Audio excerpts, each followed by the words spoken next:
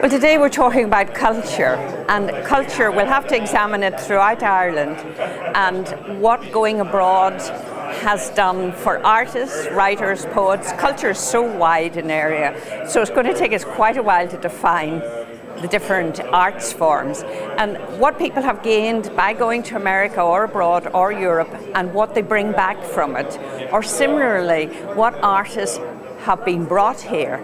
Most of this has been engaged in, but it has never been consolidated. So today is about starting a network where we'll find out those people who have been abroad, who have come back, and many of us, like I've been twice a Fulbright, I want to be able to give what I have learned, my experiences. So we're forming a pool, and from this a lot of ideas are going to stem so that we will start. There's a culture panel going to be formed, and we're going to start networking so that the pool of resources among all the people who have come today will be able to share it through the whole island.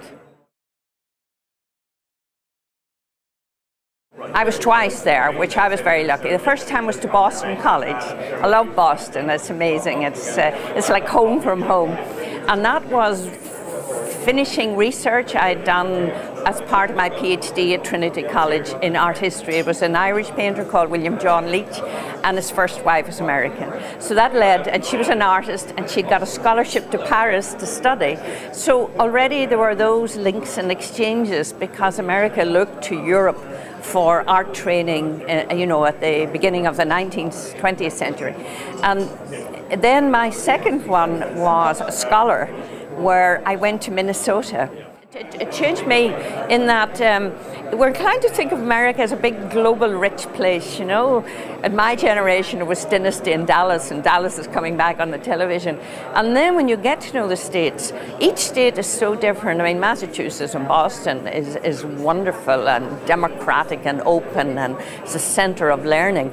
And then you get to the areas of Minnesota where you've got huge tracts of farmland and very little cultural centers.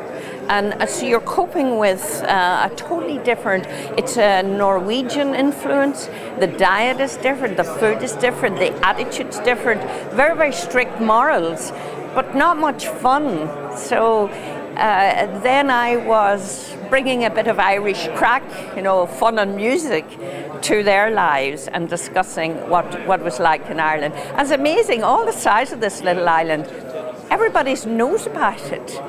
And there was nowhere I turned that there wasn't an Irish person had already been there.